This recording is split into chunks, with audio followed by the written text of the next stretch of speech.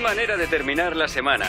George Verwer, fundador de Operación Movilización, está en esta casa y vamos a hablar con él en esta edición de Chris Fabry en vivo. Hoy está en el campus del Instituto Bíblico Moody, del cual es también graduado. Así que, ¿listos? Tenemos que celebrar lo que Dios está haciendo. Yo suelo dudar, como Tomás, ¿qué estaba haciendo Dios en el Holocausto? La Iglesia tiene que despertarse y dejar de centrarse en cosas de poca importancia y negativas. Hay que movilizar a cada creyente para alcanzar a otros para Dios. A veces entran desconocidos en algunas de nuestras iglesias y nadie les saluda, nadie les invita a tomar un café. He investigado este tema.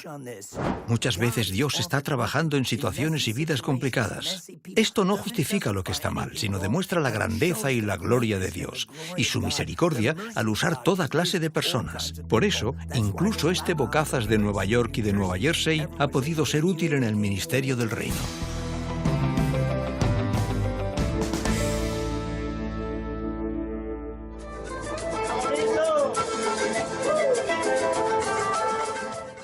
George Verwer siempre ha bailado al son de otra melodía. Es único, el fundador apasionado y a veces provocador de una de las agencias misioneras más grandes y más conocidas en el mundo, Operación Movilización. Desde su nacimiento, al final de la década de los 50, más de 160.000 hombres y mujeres de diferentes edades y nacionalidades han participado en lo que ha llegado a ser una operación global, gracias a sus famosos barcos. Su objetivo, demostrar y proclamar el amor de Dios. Actualmente, la visión se está cumpliendo por medio de más de 6.000 OMers, como se les llama, sirviendo a tiempo completo, y miles de iglesias se han establecido en más de 110 países. Pero lo que nos concierne ahora no es tanto la historia de OM como la del joven detrás de OM y su viaje con Dios. Un viaje que aún no ha terminado, aunque él se acerca a los 80 años. George nació en Wyckoff, en el estado de Nueva Jersey, en 1939. Yo era muy afortunado. Mis padres me querían mucho y no recuerdo ni un solo día en toda mi infancia que no fuese feliz. Un poco más adelante, a la izquierda, había una casa donde me reunía con los lobatos. ¿Existen grupos de lobatos en Inglaterra para los que aún no tienen edad de ser scouts? ¿Sí? Ah, bien. Para mí es muy especial estar aquí en el número 243 de la avenida Manhattan, la casa donde vivía hasta los 16 o 17 años. Viví aquí cuando Jesús me encontró, cuando le buscaba.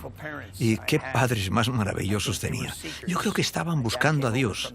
Mi padre vino desde los Países Bajos con su padre y construyó esta casa él mismo. Más adelante la vendió para invertir más dinero en misiones mundiales y mudó a una casa más pequeña. Y esta casa, entre las dos, se convirtió en la sede de OM en los Estados Unidos. Este es el colegio donde cursé los estudios de primaria hasta los 13 años. Los profesores aquí ejercían una influencia muy positiva. Recuerdo que nos entregaron ejemplares del Nuevo Testamento de los Gedeones en el auditorio del colegio. Y leí ese Nuevo Testamento.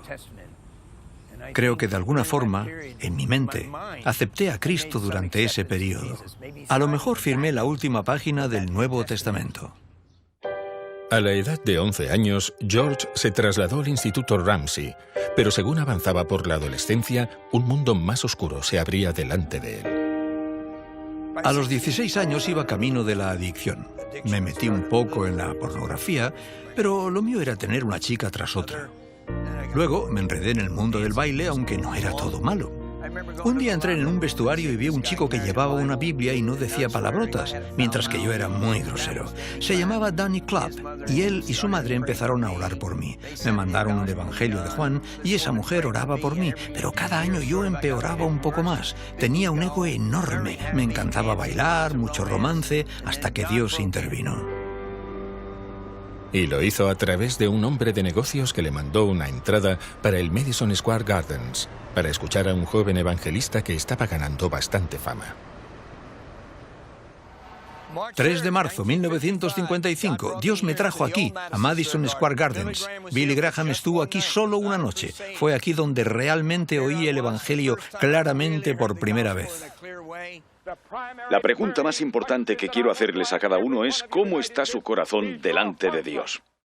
Cuando Billy Graham dio esa invitación para que la gente se arrepintiera y creyera en Jesús, salí disparado de mi asiento y delante de 20.000 personas me encontré llorando y creí en Jesús en ese momento.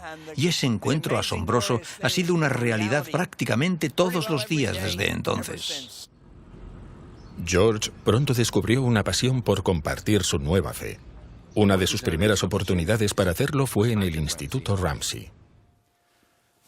El Instituto Ramsey tiene un auditorio excepcional. Está más o menos igual que hace 60 años. Poco después de entregar mi vida a Jesús, tuve la oportunidad de dar mi testimonio delante de casi todos los alumnos porque era presidente del consejo estudiantil. Luego, regresé durante las vacaciones de Navidad y cientos de personas vinieron a la reunión en este mismo auditorio, incluyendo a mi propio padre. Cuando les invité a que creyeran en Jesús, unas 125 personas, incluyendo muchos compañeros de clase, señalaron su deseo de confiar en Jesús. Las oraciones de Dorothea Clapp por la conversión de George habían sido contestadas, y ahora estaba empezando a responder a sus oraciones para que fuera misionero, pues tenía un corazón y un don de evangelización que encontraban su expresión en las calles de Nueva York.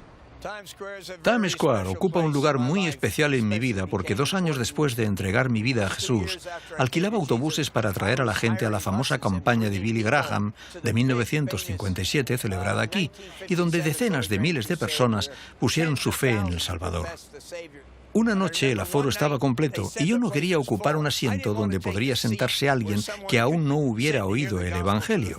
Así que salí aquí afuera y me puse a predicar el Evangelio al aire libre por primera vez en mi vida. También en esas calles se estaba formando una visión que con el tiempo culminaría en Operación Movilización. Vine aquí siendo todavía un creyente joven y distribuí miles y miles de folletos con la convicción de que cada persona en el mundo debería recibir el Evangelio al menos una vez en su vida. Nunca he perdido esa convicción y es parte del corazón, parte del latido del corazón de Operación Movilización.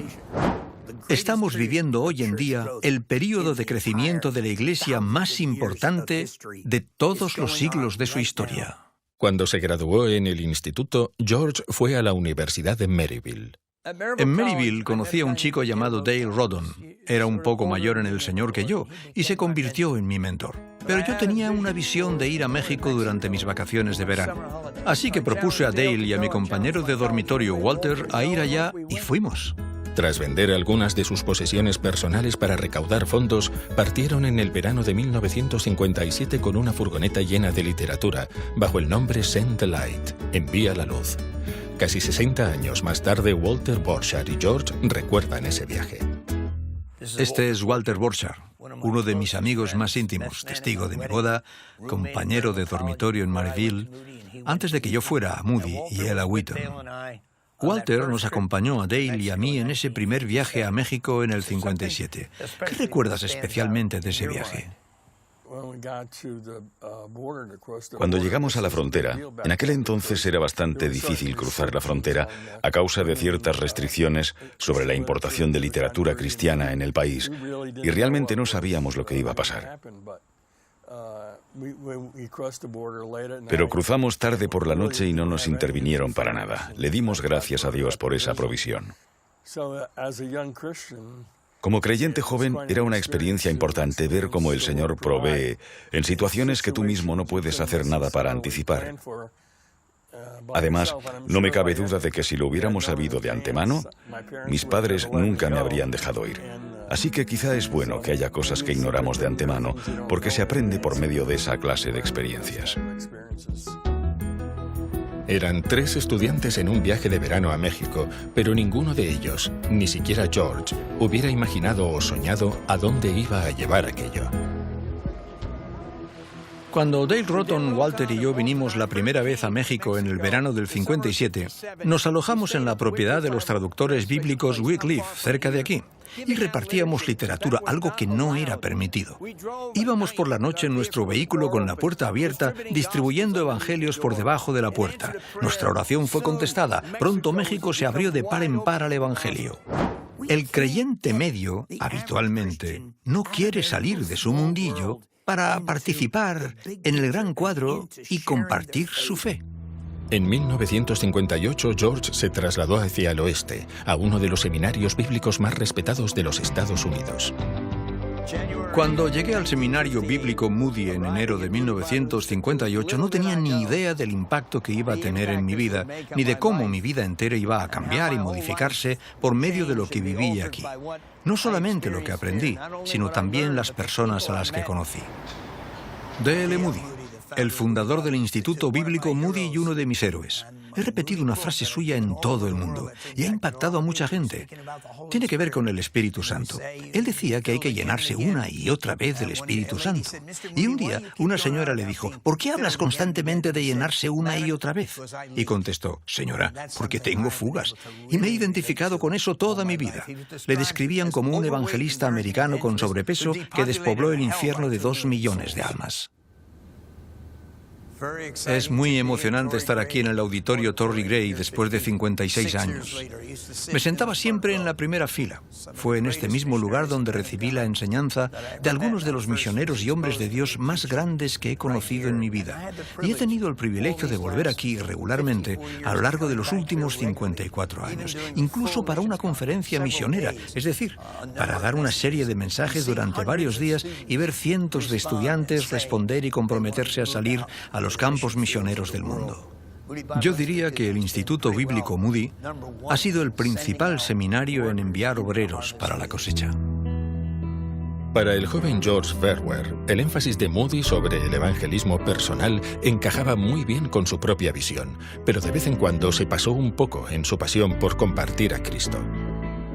Uno de los factores más importantes en mi crecimiento espiritual era que desde el primer momento de mi conversión empecé a compartir mi fe en mi instituto y donde quiera que iba. Cuando llegué a Moody descubrí que era obligatorio para todos los estudiantes practicar la evangelización. Sabía que este era mi lugar. Se llamaba Servicio Cristiano Práctico y este es el departamento. Me encontré en un lío enseguida porque tenía 5 proyectos de evangelización funcionando a la vez y solo se permitía 2 a cada estudiante. Eso es lo que descubrí cuando me llamaron al despacho del decano. Pero qué emoción, salir a las calles, llamar puerta a puerta, evangelizar aquí en Chicago, fue uno de los factores más importantes en todo mi desarrollo espiritual. En aquel entonces yo era muy radical. Creía que creyentes que realmente estaban andando con el Señor Jesús debían de estar ardiendo, evangelizando, orando, poniendo en práctica lo que la Biblia dice. Si no, a mi modo de ver, se habían apartado. Esa visión intransigente de George dio lugar a unas interpretaciones de las Escrituras un tanto atrevidas, como por ejemplo el llamamiento de Cristo a renunciar a todo. Estoy mirando por la ventana hacia lo que antes se llamaba Norton Hall. Allí estaba mi habitación. Me metí en problemas porque estábamos predicando el mensaje de renunciar a todo y la gente traía sus posesiones y las vendíamos en mi habitación. La casera no comulgaba con esta idea. Fue una época extraordinaria en nuestra historia porque teníamos tal pasión por usar nuestro dinero para comprar literatura y Biblias. Éramos reacios a gastar nuestro dinero en otras cosas y supongo que por eso éramos un poco radicales. Pero también recuerdo las reuniones de oración. Tal vez sea esa la parte más importante del nacimiento de OM, noches de oración por las naciones sin alcanzar. Creo sinceramente que la gente no entiende a Dios, la manera en que Él obra a través de nuestra humanidad, incluso cuando nuestro ego permanece intacto. Y la manera en que obra para traer gran bendición. ¡Wow! 8ª planta. El Instituto Bíblico Moody. Mi vida cambió aquí. Llevaba 2 años de ayuno. Aún después de convertirme, las chicas eran la cosa más grande en mi vida. No sabía qué hacer. No encontraba un versículo que decía, no besarás, y besaba a cuantas chicas encontraba. Un día llevé a una chica a Cristo y durante 1 hora no paré de besarla, y me di cuenta por fin de que esa no era la manera de obrar. Así que me paré en seco. Fue cuando fui a México y aprendí tantas cosas como afrontar mi lucha con la lujuria. 2 años más tarde llegué a Moody siendo todavía un creyente joven. Veía todas esas chicas cristianas guapas y si te atrevías a besarlas, seguramente te darían un coscorrón con su Biblia. Me enamoré de 7, pero no besé a ninguna. Me limité a la evangelización y mis estudios. Pero luego vine a esta planta un día, la planta 8 que actualmente es Radio Moody. Entonces era el Instituto Moody de Ciencia donde se podía alquilar películas para la evangelización. Al ver a la mujer detrás del mostrador me dio un cortocircuito. Mis fusibles románticos saltaron. Allí mismo terminé terminé el ayuno, me adelanté hacia el blanco y le dije algo totalmente estúpido.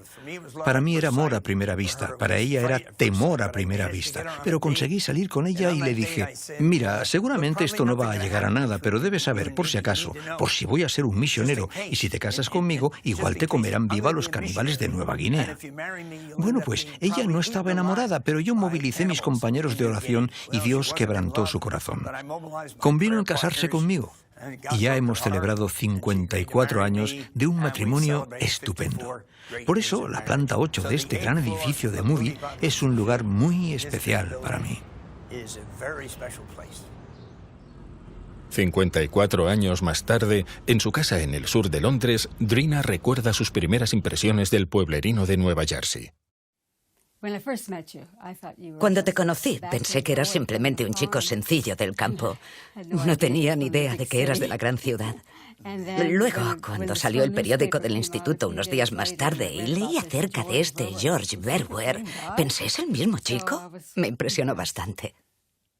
¿Y recuerdas cuando salimos esa primera vez y yo te dije, si la cosa funciona con nosotros y si te casas conmigo, ¿te van a comer los caníbales? ¿Recuerdas tu reacción? Sí, me desalentó un poco, hay que decir la verdad, porque la única razón por la que estaba en Moody era para prepararme para el campo misionero.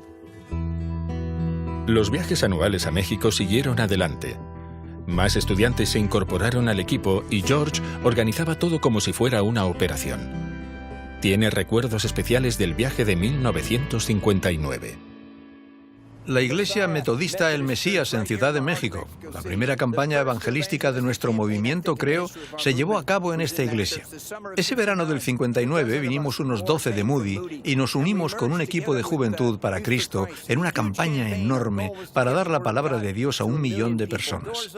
Iglesias en toda la ciudad se me abrieron para que hablara en ellas. Fue un verano fenomenal en la historia de nuestro movimiento y la obra ha seguido adelante en México desde entonces. Un año más tarde, en 1960, George se graduó y él y Drina se casaron. La luna de miel era, ya lo has adivinado, un largo viaje en coche a Ciudad de México, donde se iban a vivir. Ya habían vendido todo para comprar literatura bíblica. Bueno, casi todo. La gente siempre me pregunta si es verdad que intentamos vender la tarta de boda para comprar gasolina para el viaje. ¿Recuerdas si lo hicimos? Oh, sí. Yo tenía unos $1,000 en efectivo en mi bolso que llevaba encima. Se me había olvidado eso. Además, la tarta estaba en el asiento de atrás y pensé para mí misma, ¿por qué no está dispuesto a gastar un poco del dinero? Y creo que una de las cosas que más corte me daban era que llegábamos a una ciudad y antes del atardecer, él buscaba en la guía telefónica. ¿Recuerdas eso? Sí. Para encontrar el número del pastor evangélico. Luego le llamaba y le decía, somos unos recién casados estudiantes de Moody y vamos a trabajar en misiones en México. ¿Tiene usted una habitación que podamos alquilar para esta noche? No creo que dijera alquilar. Sí, lo decías, sí. Y luego acabábamos asistiendo a su reunión de oración y nos daban la habitación principal. Y a la mañana siguiente nos daban el desayuno y nos despedían. Los viajes de verano a México habían resultado muy alentadores. Habían dado lugar a oportunidades para dar charlas evangelísticas en la radio y en pleno centro de Ciudad de México se había establecido una librería cristiana que iba a ser la nueva casa para los señores Verwer. Calle Independencia número 36. Vinimos aquí directamente después de la boda. Yo no creía realmente en las lunas de miel y desde luego no creía en gastar dinero en otra cosa que no fuera misiones mundiales y las cosas básicas. Vivíamos en la trastienda de esta librería que acabábamos de abrir, lo cual era un milagro en sí porque no había una librería a nivel de calle en toda la ciudad. Esta era la primera y el hecho de que siga abierta 56 años más tarde es un gran testimonio. Fue toda una respuesta a la oración, porque la gente decía que era imposible, que nunca se había hecho antes en México.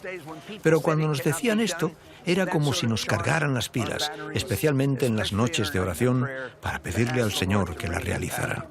Para estos recién casados, el dormitorio en la librería estaba lejos de ser ideal. ¿Recuerdas lo que pensabas? Yo pensé, pues no me lo podía creer. Quiero decir, la habitación a donde nos llevó tenía la anchura y la longitud de un colchón de 90 centímetros. Y teníamos el colchón en el suelo, con una mesa de juego encima en un extremo donde guardar nuestras cosas. Las presiones de la vida en México pusieron en evidencia un área de la vida de George con la que había luchado durante mucho tiempo. Creo que una de las luchas más grandes de mi vida ha tenido que ver con la impaciencia y la irritabilidad. Cosas pequeñas me alteraban y en Ciudad de México Dios me quebrantó a través de una variedad de situaciones. Leí casi todos los versículos en el Nuevo Testamento sobre la paciencia e hice un nuevo compromiso con el Señor. No llegué a estallar, pero aún así mi forma de ser era dañina.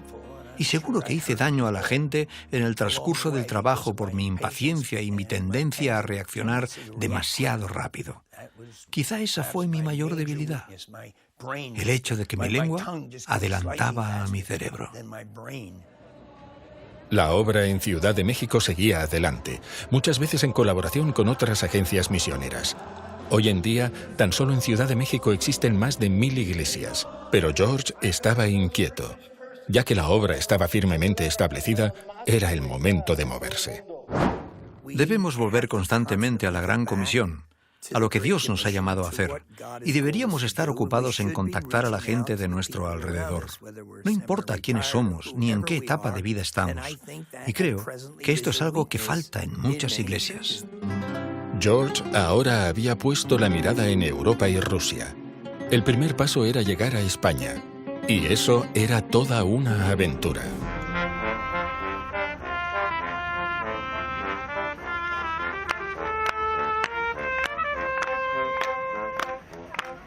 Qué ilusión estar aquí en la Plaza Mayor, en el corazón de Madrid, donde Drina y yo llegamos 8 meses después de casarnos. Creo que en aquel entonces yo estaba un poco loco. Vine en el barco Queen Elizabeth y fui a París para comprar un coche económico, porque pensé, tenemos que disponer de un coche. Mandé a Drina embarazada de 6 o 7 meses en un avión sola a Madrid. Mientras tanto, el motor del coche se reventó en Francia y tuve toda clase de problemas en llegar desde París a Madrid. No habíamos preparado nada, no teníamos dónde alojarnos, pero de alguna forma llegué al aeropuerto justo después de aterrizar su avión. Así que era todo muy emocionante. Y mi esposa era maravillosa porque seguramente en su fuero interior se preguntaba en qué berenjenales se había metido. Pero nunca decía mucho, simplemente iba con la corriente. Y tuvimos que afrontar muchos retos en esos primeros días en Madrid. Bajo el régimen del general Franco, el catolicismo romano era la única religión reconocida oficialmente. Solo la Iglesia Católica tenía el derecho de publicar literatura religiosa. Aún quedaba por introducir la libertad religiosa en la Constitución del país. No obstante, George y un equipo cada vez más numeroso se las ingeniaron para poner el Evangelio en manos de la población de Madrid. Fue por un medio subterráneo.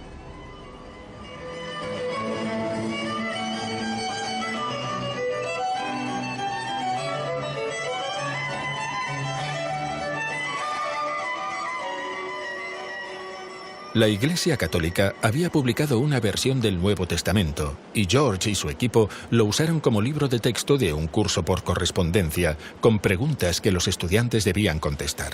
La manera en que debían encontrar las respuestas era genial. Hace 54 años colocamos carteles en toda la red del metro con textos de los evangelios sacados de este Nuevo Testamento y anunciamos el curso por correspondencia. Después de entregarles folletos en la calle, la gente iba buscando las respuestas a las preguntas que colgamos en las paredes del metro. Luego venían a nuestra librería para recoger un premio. Era uno de los métodos que usamos en este país semicerrado en aquel entonces. La visión de OM en aquel entonces se enfocaba en el mundo musulmán, países comunistas y países cerrados. España encajaba en estos parámetros porque era un país al menos semicerrado. Eso me atraía bastante. Además ya había aprendido español y quería venir aquí para estudiar ruso con la idea de lanzarnos a Rusia el verano siguiente. Fue cuando la KGB me pilló en Rusia que tuve la visión de Operación Movilización. De hecho, fue durante un día de oración después de salir de Rusia, y esa visión cambió totalmente la dirección de mi vida.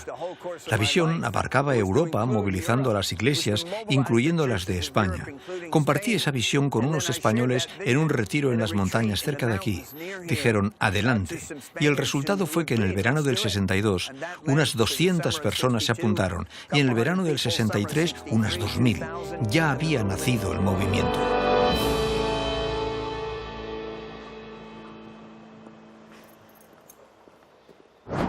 Necesitamos fomentar un ministerio de ánimo, y si tenemos algo negativo que compartir, debemos hacerlo como dice Swindoll en uno de mis libros favoritos, El despertar de la gracia, con gracia, exhortar con gracia y disentir con gracia. Esa clase de revolución de amor me emociona. En los años 60 hubo un aumento enorme en el número de jóvenes creyentes que querían dedicar el verano a participar en una campaña de OM en algún lugar de Europa. George era cada vez más solicitado como conferenciante y su mensaje sin concesiones estaba despertando una iglesia aletargada. No sé cómo fue, pero descubrí la gracia. Capté que Dios perdona. De alguna manera empecé a entender que Jesús ama a los pecadores. Después de nuestra conversión, todavía somos pecadores. Todavía tenemos que crecer. A veces fracasamos y necesitamos entender que a menudo el fracaso es la puerta de atrás que lleva al éxito. Dios puede usar a personas corrientes con sus luchas. Algunas piensan que hasta que consigan la victoria total sobre cosas como la masturbación, la lujuria, la pornografía, ¿cómo los puede usar Dios? Algunos de los más grandes de la historia han tenido toda clase de luchas toda su vida.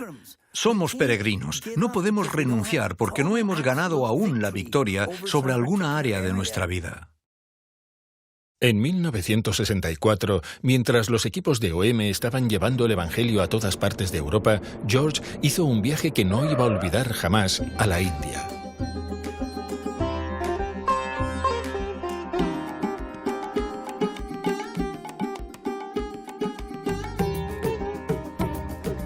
Su colaborador, Dale Roton, ya le había adelantado en un viaje de reconocimiento y un equipo de OM viajaba por tierra desde Europa. Para George, las sensaciones de India, sus olores, sus sonidos y sus vistas eran abrumadores. No estaba en mi mente que yo viviera en la India. Vine a visitar los equipos trabajando aquí a principios del 64. Después visité Lucknow, Calcuta, Bombay, Hyderabad, Madrás, y eso cambió totalmente mi vida. Me sobrevino una pasión por la India y la conciencia de que esta nación iba a ocupar un lugar muy grande en mi vida. La atracción de la India era demasiado fuerte. George y Drina se trasladaron a Bombay y con ellos 2 niños pequeños y una hija recién nacida. Lo que recuerdo principalmente era que, quería muchísimo a George y confiaba en él. Me quedé alucinada por esto y pensé, ¿qué voy a hacer con un bebé recién nacido? Porque nos marchamos cuando nuestro tercer hijo tenía tan solo 3 meses. Pues, desde el día de su nacimiento nunca tuvo un biberón calentito, ni alimento caliente porque pensé, si vamos a estar viajando, ¿dónde voy a calentarlo? Así que la crié pensando en el viaje a la India. Y la vida en Bombay no era nada fácil. Nos resultó muy difícil aguantar el calor, especialmente hacia el mes de mayo. Aunque afortunadamente teníamos que regresar a Europa cada mes de mayo para traer los equipos para el año siguiente. Cada año una nueva ola. Pero el calor no debilitó en nada la visión original de George. Nuestra pasión era que cada persona en el mundo tuviera al menos una oportunidad de oír y ver o recibir el Evangelio. Vi las multitudes en la India y me di cuenta de que el Evangelio no las había alcanzado tanto como pensaba. Entre los millones había un grupo étnico específico que estaba desesperadamente necesitado, los Dalit, que antes se llamaban los intocables. No entendíamos la suerte de los Dalit. Ese fue el error más grande que cometimos. Joseph de Sousa y otros líderes en India realmente entendieron que era un asunto de derechos humanos y, claro, eso ha cambiado la envergadura de la obra en la última década. Hemos acometido la acción social, toda clase de problemática social y la misión holística, además de toda la evangelización a la vieja usanza. Han pasado más de 50 años desde que esos primeros equipos fueron a la India. Hoy, la obra se ha transformado bajo un liderazgo nacional, con más de 3.000 congregaciones pertenecientes al movimiento El Buen Pastor y 110 colegios repartidos por todo el país. Creo que jamás nos pasó por la mente que llegara a ser un movimiento eclesial tan grande, tan serio, tan dinámico como ha llegado a ser a día de hoy. Más personas están conociendo hoy a Cristo por medio de OM y las iglesias El Buen Pastor que en el pasado. Nosotros sembramos la semilla y unos 500 millones de personas recibieron la palabra de Dios en esos primeros 20 o 30 años. Se está sucediendo una revolución de gracia y amor en la Iglesia. En todo el mundo vemos esta revolución de amor. Personas transformadas en personas llenas de amor, bondadosas, cuidadosas con sus palabras, prontas para pedir perdón. Una vez que la obra en la India se había establecido y estaba creciendo bajo liderazgo nacional, un país vecino llamó la atención de George: Nepal. En aquel entonces, Nepal era un país relativamente desconocido. Salvo para montañistas intrépidos atraídos por el reto de los Himalayas y el Everest, y los hippies aventureros con ganas de experimentar las sensaciones de una tierra exótica.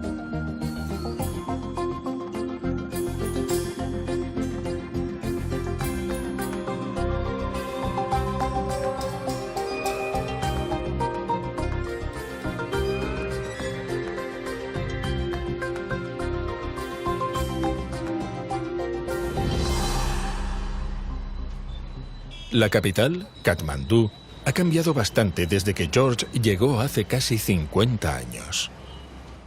Cuando vivía aquí, pasaba por esta calle en bicicleta a menudo para ir al centro. Creo que solo venía aquí para hacer llamadas telefónicas en la oficina de correos. Recuerdo que teníamos exposiciones de libros en las calles. Fue la primera vez que se había hecho eso, exposiciones de libros educacionales y cristianos juntos en la calle. Cuando George llegó, la población de cristianos indígenas era exigua, puesto que la inmensa mayoría de nepalíes eran hindúes. El reto para George y el equipo de OM era cómo compartir el mensaje del Evangelio con ellos. Se podría decir que esto es el núcleo de los templos hindúes, en el corazón de Katmandú. Es un desafío emocional tremendo caminar entre estos famosos templos, algunos de los cuales remontan a cientos y cientos de años.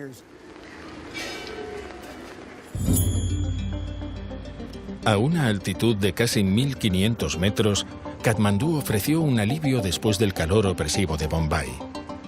Y cuando no estaba lloviendo, hasta se podía avistar los Himalayas. George, Drina, Ben, Daniel y Krista vivieron allí durante 2 años mientras se establecía la obra. 50 años más tarde, su primera casa en Katmandú existe todavía. Es increíble que exista todavía. Aquí vivíamos 2 o 3 familias, equipos que venían desde la India para la formación de líderes en el 68 y 69. Ahora hay unas tiendas en la planta baja, pero en este sitio Dios se encontró con nosotros y nació un movimiento. Solo se contará toda la historia en el cielo. Y una parte de esa historia relatará cómo la obra de OM y de muchas otras misiones ha dado fruto.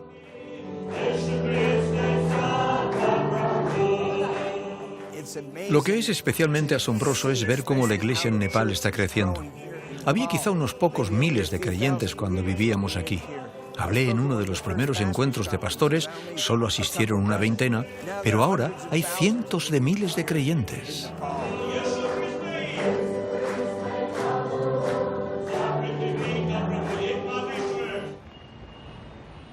En el hotel del aeropuerto de Katmandú se está celebrando un evento especial.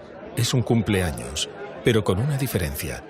Hace 60 años, George se convirtió.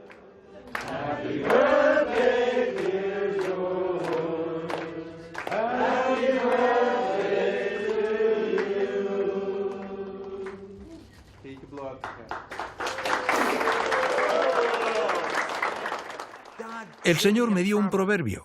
Donde 2 o 3 creyentes están reunidos, tarde o temprano se va a armar un lío. Y esta es la palabra que el Señor me dio. Y estoy convencido de que Él me lo dio. Liología. Liología es un concepto sencillo y no se trata de mí. No se trata del lío, sino que se trata de Dios, que puede obrar en medio de situaciones complicadas y liadas.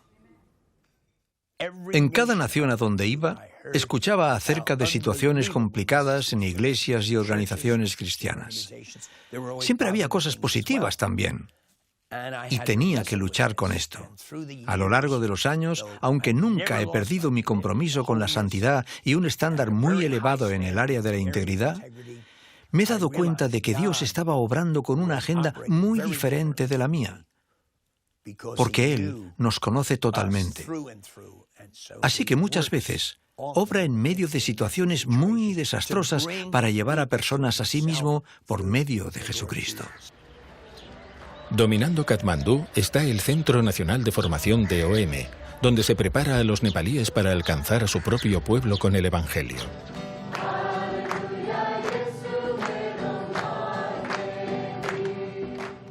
En algunas culturas donde he ministrado en diferentes partes del mundo, la gente piensa que cuando pecan pierden su salvación y que irán al infierno. Cuando pecamos, como cristianos, perdemos el gozo de nuestra salvación, no la salvación. Así que toda mi vida he tenido esa seguridad. Soy un hijo de Dios. Y cuando peco y fracaso en algo, sé que Dios me ama. Me arrepiento rápidamente y experimento su limpieza. Uno de los temas principales que trato en mis mensajes es: ¿crees realmente que Dios te ama? Especialmente cuando fracasas y especialmente cuando fracasas en el área del pecado sexual, que aparentemente causa un nivel de culpabilidad 10 veces más alto que cualquier otro pecado. ¿Te das cuenta de que Dios te ama todavía, te perdona y quiere usarte y obrar por medio de ti? Es tan emocionante estar aquí en este centro de formación y evangelización de OM en Nepal. Recuerdo que vine hace un par de años cuando lo dedicamos. Había líderes de todas partes de Nepal. Dios está haciendo una obra grande aquí y OM Nepal tiene el privilegio de encontrarse en el centro de mucho de lo que Dios está haciendo. La relación remonta a unos 48 años.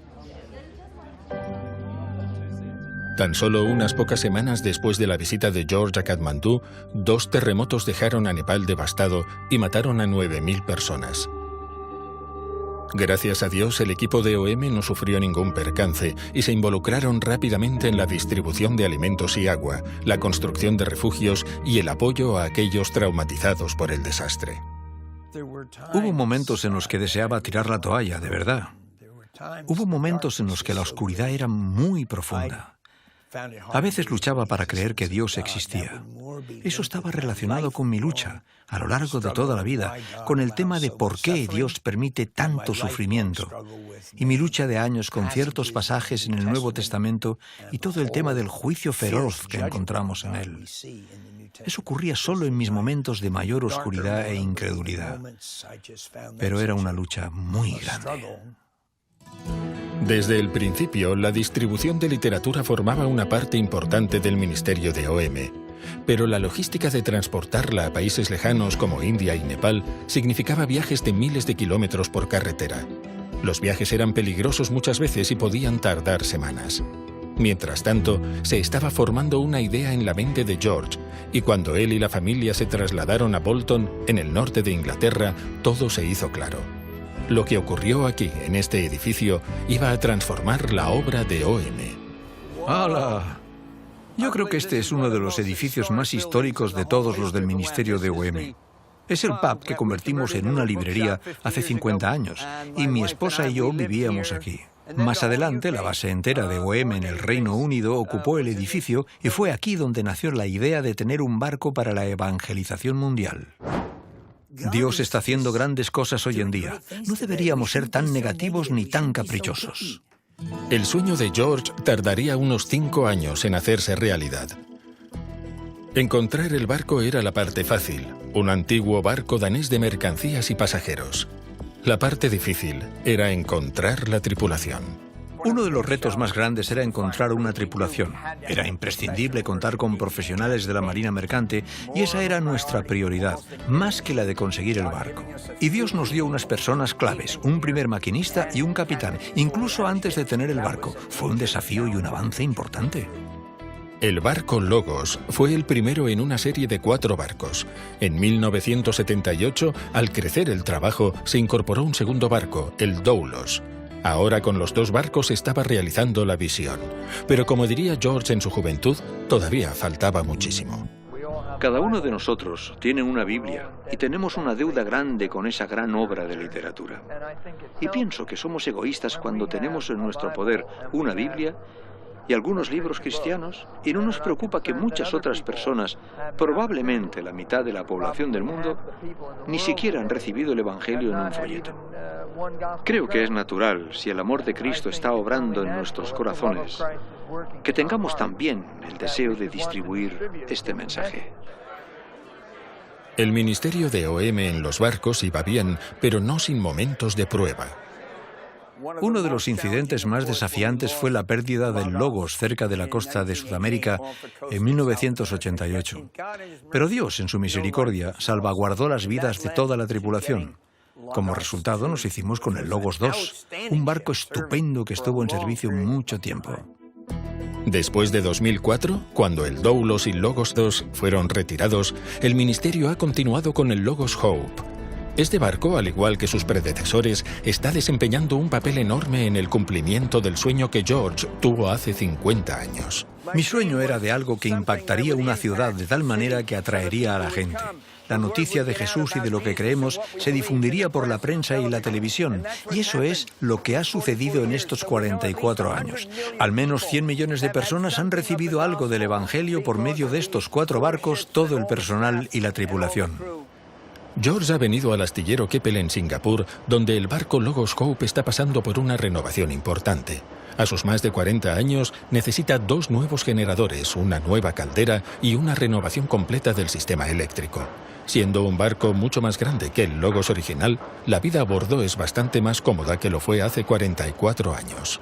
Mi esposa y yo y nuestra familia vivíamos en el primer barco. Circunnavegamos África en su viaje inaugural. Fue uno de los periodos más importantes de mi vida porque yo era director del barco y de OM a la vez. Tuve que aprender muchas lecciones espirituales en ese viaje. ¿Recuerdas ese viaje? ¿Recuerdas las primeras semanas viviendo en el barco?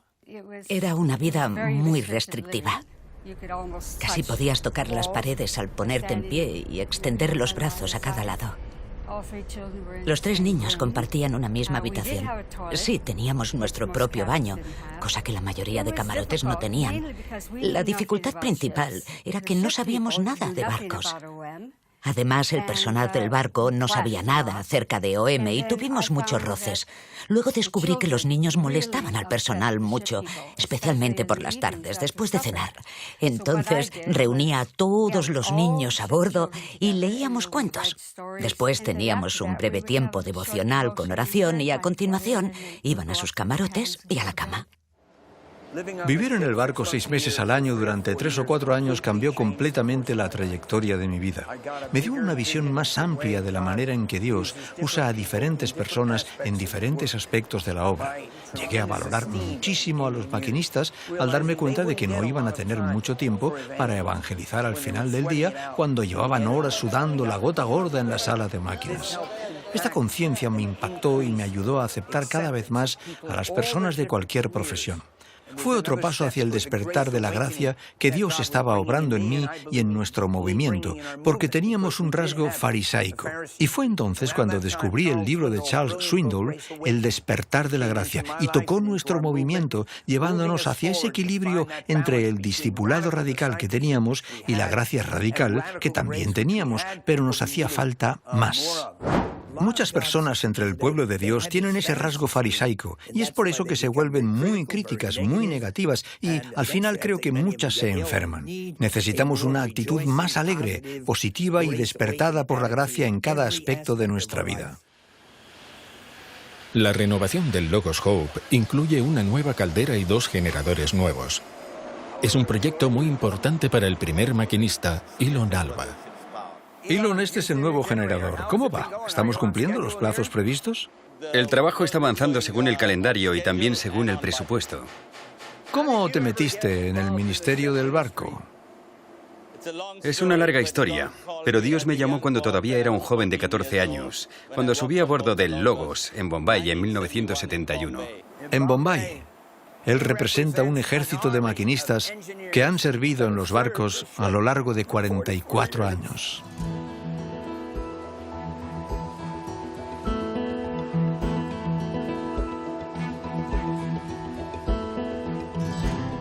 Un mes después de la visita de George, se terminó el trabajo de renovación. El Logos Hope está de nuevo en el mar con su nueva caldera y generadores. Singapur es también la sede de OM Internacional. Como ex coordinador internacional, George tiene muchas ganas de visitar al más reciente director internacional, Lawrence Stone, y a su esposa Susan. Hola, George. ¡Wow! ¡Cuánto tiempo! Qué gusto verte y darte la bienvenida a Singapur. Gracias. Y a nuestro despacho. Es una provisión magnífica de parte del Señor. Gracias al Señor. Susan, qué placer verte. Ya llevas año y medio en el papel de coordinador internacional de este movimiento. ¿Cómo ha impactado tu propio andar con el Señor y cómo has podido mantener esa relación con Jesús? He aprendido más y más cuán débil soy como ser humano. Es imposible que una sola persona sobrelleve esta carga. Hay días que me despierto pensando, no puedo con este asunto, pero lo llevo al Señor en oración y en el transcurso del día el asunto se va abriendo y veo que el Señor ha aumentado mi capacidad para tratar esa situación. Hemos de ser humildes delante del Señor y dejar que Él obre en nosotros. Dios ha cambiado mi mente, mis opiniones y mi testarudez en muchos asuntos para que pueda comprender los problemas que otros están afrontando. Es un caminar a diario con el Señor. Necesitamos que más jóvenes estén dispuestos a enrolarse para los ministerios en el barco. Es quizá una de las experiencias que más edifica el carácter y expone a la persona a la obra misionera. George dejó el cargo de director internacional de OM en 2003. Le sucedió el director de OM en el Reino Unido, Peter Maiden, el cual vivía en la región de los lagos, en el norte de Inglaterra. Peter, me hace mucha ilusión estar contigo aquí en esta región. Y estoy muy agradecido por tu amistad que ha durado más de 40 y tantos años. Tuve muchas luchas como director y al mirar atrás, a veces me pregunto cómo Dios me llegó a meter en ese papel. Al repasar los 10 años que tú pasaste como director, ¿qué tal te fue? Creo que estaba muy ocupado durante esos 10 años. Y a veces mi propio andar con el Señor sufrió a causa de esa sobreocupación. Y me pesa en un sentido. Estaba convencido en 2013, cuando pasé el relevo, que era el momento indicado, y ha sido una gozada. Y lo que estoy haciendo ahora me encanta: enseñar, predicar, escribir, viajar. Estoy haciendo lo que me encanta hacer. ¿Y qué tal la jubilación? ¿Te sientes presionado? A mí me están presionando para que me jubile. ¿Qué piensas tú al respecto? Pues sí. Mi esposa me presiona un poco. No tanto para que me jubile, sino para que vaya dejando algunas cosas. Y no es fácil conseguir un equilibrio. Pero creo que hay etapas en la vida, y esta es una nueva etapa para mí. No tiene por qué ser tan intensa como la anterior. Es cuestión de conseguir ese equilibrio. Para George, con sus más de 75 años, la jubilación nunca ha sido una opción. Pienso que uno de los peores pecados del creyente medio es el desperdicio del tiempo. Cuando veo cómo la gente usa su tiempo, me entran ganas de gritar. Y una vez más tengo que arrepentirme de mi mala actitud. Es probable que George esté más ocupado hoy que nunca. Viaja por todo el mundo en respuesta a invitaciones a dar charlas, para motivar a cristianos en su andar con el Señor y lanzarles el reto de la misión mundial. Incluso cuando está viajando, su ministerio continúa. Donde quiera que vaya, está con su portátil enviando mensajes de ánimo a las miles de personas con las que está en contacto y por las que ora. No desperdicia ni un momento de su tiempo. Un autor cristiano lo expresó así: De todas las grandes virtudes cristianas, el celo es la que más nos cuesta. Cuando la gente me dice que tengo mucho celo, pienso, pues muchas gracias. Los psicólogos y escritores me calificarían como una persona orientada hacia una causa. Cuando descubrí esta causa, la causa más grande de todo el mundo, me consumió totalmente y me ha acompañado todos los días. Al lado de la casa de George y Trina está la oficina del Ministerio Proyectos Especiales, que George estableció para apoyar a ministerios pequeños y que a menudo pasan desapercibidos. Su asistente es Vera Sabramsky, una americana que lleva 35 años trabajando con George. Pues no me aburro nunca. Parte de mi trabajo consiste en gestionar su correspondencia y sus viajes para llegar a diferentes reuniones en todo el mundo. Hola Vera, ¿cómo va la cosa? Hola George, ¿todo bien? Sí, pero hay un problemilla con este viaje a Indonesia. Lo bueno de George es que practica lo que predica. Y si hace o dice algo hiriente, siempre vuelve y pide perdón. A veces llora y pide perdón. Eso me resulta muy difícil. Entonces, ¿qué haces hoy? ¿Y tu nuevo escritorio te gusta? Bueno, ya no es tan nuevo, pero sí, me encanta. Muy bien. ¿Querías que firmara algunos talones? Sí, es verdad. ¿Puedes? Tienes mucha facilidad para gastar el dinero del Señor. Sí, porque tú me mandaste a hacerlo. Paul Alba está pasando un año con George como su asistente personal y acompañante. Es un puesto muy buscado por aquellos que quieren ser discipulados por George. Hola, Paul. Hola, ¿Qué haces esta mañana? estoy pegando etiquetas en los sobres para un envío masivo. Mi pasión es apoyar a la generación más joven. Quiero hacer llegar a sus manos más DVDs de Jesús, más Biblias y más libros acerca del VIH-Sida. Y no somos llamados solamente a evangelizar, sino a edificar un reino en todos sus aspectos. Por eso necesitamos personas en el mundo de las artes, en la política y en el mundo del deporte. Necesitamos personas en cada área de la sociedad. Cada año, George toma un respiro cuando pasa varios días con amigos en su barcaza para recargar sus baterías espirituales. Lo más importante para mí no es solamente meditar en la palabra, sino dejar que la palabra de Dios me penetre y continúe transformando mi vida. En toda mi vida nunca he tomado lo que se puede llamar unas vacaciones tradicionales. Para mí, las vacaciones son cuando puedo dedicarme a hacer algo que me resulta más fácil y relajante, como dictar unas cartas, orar por mis amigos o incluso hablar por teléfono. De hecho, me relajo muy fácilmente con solo contemplar un paisaje, los ríos, los árboles. Cuando era un chaval me gustaba observar las aves, así que todo eso es una parte importante de mi vida que la gente no suele ver. Solo me ven cuando estoy en tensión, entrando en una sala con 100 personas. No ven el otro lado de esta persona cuando está repostando y cobrando energía para la próxima batalla espiritual. Y a lo largo de los años, George ha librado muchas batallas espirituales y las sigue librando, algunas en áreas que pocos líderes cristianos están dispuestos a abordar. A veces he sentido que estaba al borde de caerme en la lujuria e incluso la pornografía. Pero por su gracia, y creo que algo tiene que ver con mi propia entrega al discipulado, negarse a uno mismo, tomar la cruz y seguirle a Él, golpear el cuerpo para traerlo en servidumbre. Me he aprovechado de todo lo que he aprendido de hombres de Dios, de libros, de la propia experiencia, para ayudarme en ese momento de tentación fuerte, para no hacer algo estúpido. Y al leer acerca de los que realmente han fracasado al final, especialmente en el área del adulterio, eso me ha asustado de verdad, pensando que me podría pasar a mí. Así que probablemente soy especialmente cauto en esas áreas y creo que Dios lo ha usado. Tal vez ha sido esto, su disposición a hacerse vulnerable y rebajarse para compartir sus debilidades, por lo cual le ha agradado a Dios usarle en maneras tan extraordinarias, incluso desde que era un adolescente, con una pasión específica de parte de Dios. Mi motivación más grande sigue siendo el deseo de que cada persona en el mundo reciba el Evangelio al menos una vez. Sabemos que eso no es suficiente. Hudson Taylor dijo, si entregar el Evangelio una vez no es suficiente, ¿qué diremos si no se entrega ni una sola vez?